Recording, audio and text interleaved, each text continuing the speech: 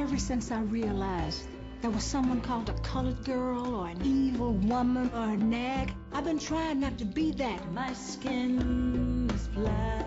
Say if you're sorry. I'm not sorry. Greet me at the front door. You can keep yours. My arms alone. Being colored is a metaphysical dilemma I haven't conquered yet. Today we're talking about Tyler Perry's new movie for African American girls. I thought, isn't this off the list of things I can say? Yeah. Well, you know what? If we could travel back to 1975 when this was written, then you could say colored girls with no problem. Okay. Yeah, you don't have anyone banging down your door right now. Well, the one thing I kept hearing was like people saying how awkward it was to be watching a film that's now set in present day, and these women referring to themselves as colored girls. It's like, yeah, nobody says that. I thought you were going to say how awkward it is to be watching a Tyler Perry movie. Well, when you're obviously not black. Yes, that is very awkward. And it was the one I went to go see. It was. He's made plenty of movies that even being black, it was awkward to watch. It's like, yo, brother, wait, what are you trying to tell the world about us? I know, and that's a good example as far as something like that. Like, I can only imagine what it'd be like being a black man in that audience. Every black man in this movie, it's almost like an evil villain. I was like, are there any good guys in this movie besides the cop? See, the thing is, co-host, I don't know how many Tyler Perry movies you've seen, but that's all of them. Oh, really? I mean, yeah, no, that's why you're. Oh, okay. I couldn't figure out why you were so shocked by this. Every Tyler Perry movie, the men are all vilified. Okay. Yeah, have you ever heard of the term self-hating Jew? Well, Tyler Perry's a self-hating black man. Oh, I mean, there's usually one or two really ultra good black men to offset all the others, but every last one of them are bastards. As a matter of fact, they aren't just like bad. Like the guys in this movie and for colored girls, they're actually realistically bad. He put some downright super villains in his other movies. Like his first two Medea movies, the husbands in those, they aren't. I mean, they're abusive. They're criminals. They're embezzling money. And they're saying like they abuse their women and just say the coldest shit to them. Stuff that's like, you like, man, I hate you, but what you just said, wow, that was pretty good. I got to write that down. See, that's my fault because when I watch anything with Medea, I just fast forward to the Medea parts. So maybe that's my fault. No. You miss out. You gotta watch the villains too, because he can write some villains that are just like, that kind of villain that you just love to hate because he's somehow charming or he just says something where you like, oh, Jack! See, I always get confused about what are the Medea movies and what are the ones with Martin Lawrence. Big Mama's I'm sorry, but all black comedians who dress up as Big Fat Woman look the same to me. Hey, what are you trying to say? Yeah. Well, I have to admit, like, watching this movie, I was actually surprised that Tyler Perry wrote this because I was like, no, was he dressed up as Medea while he was writing this? Because that's the only way it made sense. And plus, watching it, too, I was like, wow, I feel like I'm watching 2 hours of The Black and the Restless because it's plays on such a soap opera level that it almost took me out of the movie because I was waiting for a commercial so I can go to the bathroom, which I know you couldn't hold it. Yeah, I couldn't hold it. I had to get it. But and the thing is, co-host, I was actually really into this movie, and because let me educate you, chillins, on some history here. Now, see, way back in 1975.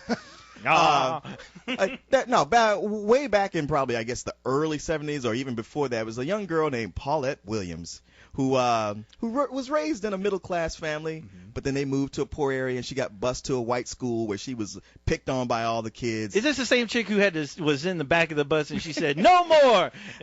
Gee, Professor. I'm driving the bus. Gee, Professor, that sounds awful. Different one. But she changed her name to Nisaki Shange, I think, and wrote... Presuming that's how you pronounce words with that many consonants close to each other. I know, Nisaki Shange. But it's in 1975, she wrote this book for colored girls who consider suicide when the rainbow isn't enough. Or stage play. Well, she wrote it as a series of poems. 20 poems, and it got turned into a book and a stage play. It got developed as a play. They made a movie of it, but it was on off Broadway and on Broadway, and it was a huge sensation. And this was like one of the first pieces of feminist literature for colored women. I mean, something that was very empowering. I mean, it was all about the struggles that they had to go through, with asshole men. Yeah. I mean, it delved into everything, abortion, rape, just getting treated bad by other women, just what it is to be black. It was like giving fourth-class citizens a voice. The price of menthol cigarettes. Yeah. But I mean, it's a kind of work that, like, even when people adapted it, it was like, I'm not sure about this because it works so well as a series of poems. Well, Oprah Winfrey came out saying before they started making the movie, when Tyler Perry announced he was going to, that she thought it was a really bad idea for anybody to adapt. Oh, really? Okay. I mean, Wow. it's that kind of thing. It's like Rob Marshall making Chicago. It's like, wait, you go to a theater and you see something performed live. It really does kind of lose something when it's taken to made into a movie, unless somebody really knows what they're doing. Has a unique vision that make it translate. Yes. I mean, like, I'm just shocked by how well Chicago works, at least for me. I absolutely love the movie. You think about what Kenneth Branagh does with Shakespeare. He's able to take that. And for this, watching this for the first half of it, I thought, wow, Tyler Perry has really come a long way, because he's pulling this off way better than I ever expected. I mean, when you watch it, like, if you don't know all the history I just told you, I'm just telling this to people who haven't seen it, because nowhere, Cole's brought this up, is like, nowhere in the opening credits does he give credit to, like, the fact that it's based on poems or somebody else wrote it. It just says, written and developed for the screen by Tyler Perry. Yeah. He's got to take credit for every goddamn thing. I know, and I was like, wow. I was like, what's he trying to do? Because that was the biggest thing about this film that really had me confused. As soon as they started getting into all this drama, all of a sudden these girls would start doing like a deaf poetry jam, and I was just like, is this okay? Wait a minute, what is going on here? What type of movie am I really watching here? That sounds like poetry. What the fuck? I know, and I'm not the biggest fan of poetry, so I immediately sometimes I'll tune out, and that's kind of what I did, because I'm like, this girl's going back and forth, she's doing her own thing, but I have no fucking idea what is going on right now. I don't blame you. This moment. If you don't know where it came from, what you think you're seeing a movie that's getting hijacked by poetry. Yeah. But it's really about the poems that just has a movie stitched around it. And it's a serious drama, and then they go off and do soliloquies, kind of like Shakespeare, like you said. The thing is, what really works about it is that he got really great actresses for all of it, with the exception of Janet Jackson, who's not bad. It's probably the best thing she's done. She's just like, you got Felicia Rashad and Whoopi Goldberg and Thandie Newton, who steal every scene they're in. Like, when they're on, they deliver these lines, and it's juicy and it's fun. And everybody else is actually pretty good. I mean, before you get to the deep melodrama. I mean, I found it, it was kind of emotional for me at times. I was just like, these are the actresses. Like, when actresses turn 40, they pretty much get swept under the rug. They get to play quirky moms, or you just don't see them anymore. So you got to bring it all out when you're given a role that's even wildly especially meaty. the black actresses, they just go away completely. Yeah. So I'm like, I'm excited that he's giving them a place to, like, really act, like, right? Like, not just be buffoonish, but really act. I know a lot of the press that came out for this film said specifically the performances from the woman are so great that you almost forget how pretty mediocre the production itself is. Well, the thing is, production-wise, even though it's mediocre, it's the best he's done. Which doesn't say it. No. I mean, it sounds like a backhanded compliment, but I'm like, you know what? I'm actually marking that he is progressively getting somewhat better each time. I mean, it might take him a long time to get good, but he is getting better. And I was like, man, I'm so with this movie. I'm so glad they did it. It's working so much better. But Tyler Perry can't help but get in his own way. And there just came that point where, at the hour-and-a-half mark, where it's like, if it could wrap up now, it'd be good. I'm giving it all its props. I'm feeling generous, but it just keeps going. It does, yeah. And well, at least for me, not having any idea that these are based on the poems, and I'm not trying to focus on that, but watching the performances where I thought there was some moments, especially with Whoopi Goldberg's character, where I thought there was moments where, okay, I'm buying in this character, but there's times when it got so over the top, like so ridiculously over the top, that the performances kind of came out as corny to me sometimes. Thandie Newton does this whole thing where she's stomping around wearing a robe that's not buttoned. It keeps flying open, and yet you never see her tits at all. I know. Well, it's weird. It's like some kind of magic how they did that. She weighs 7 pounds. But I mean, there's there's no flesh to her. Like, you look at it, anymore. it's like it's probably the sexiest she's ever been, even though she's kind of like skanky at the same time. But it's just like, come on, there's no way. How are they doing that? That dress was holding, whatever it was, that robe was like holding on to dear life to her nipples, because that, like, you'd see some side boobage, but then it's like, come on, open up already. And you could almost see like ghost hands like holding on to her nipples. Like, yeah, no. it's like the robe was going like, I'm trying, but I'm under contract. I'm trying, guys. Believe me, I'm trying. It probably kept getting hooked on her rib cage. Oh, God. Even scary. But no, I mean, you really feel terrible for all these women in this film, because like the worst that could possibly happen to any black woman, any one period, happens to these women, and it's just an onslaught. It's like it's like a snowball effect. And by the end of the film, I had like the biggest headache, just going, wow. I just felt like I went through Tyler Perry's Hell House, because I was like, wow, is this what really is going on? I was like, really? I looked at Leon, I was like, do black men really treat their women like this? Because this is not right. I feel so sorry for every black woman right now. I want to cry. I want to like pick up this book and start reading it. They get what's coming to them. Well, it's that kind of thing where, you know what, it's like it does reach that point where I can see Oprah's point, where it's like, you know what, as a series of poems where somebody gets up and reads these and does a dramatic reading, you know, you get in there, you hit it with the emotional punch, and you quit. But because he, with every movie, has to weave a story, usually a story with all these tragic endings, and he does a good job of juggling a lot of characters, but by the end, it's just overweighted by all these characters. And the fact is, I can't remember exactly, because when I was in high school, I went to a drama school, and the girls in the drama department loved to, you know, perform parts of this, so I was familiar with it. Janet Jackson's character, she's the one who's on the poster, and she's the most disposable character in the story. It would have been helped by taking her and her storyline out. And I'm not really dogging on her, but her storyline is one that's way it's like too contemporary to have been an original part of something that was written in 1975. You're absolutely right. It would have shortened the movie, because you watch and everything kind of reach its end, and you're just like, shit, we still got to wait for her to reach the end. Yeah. And she does this thing early on.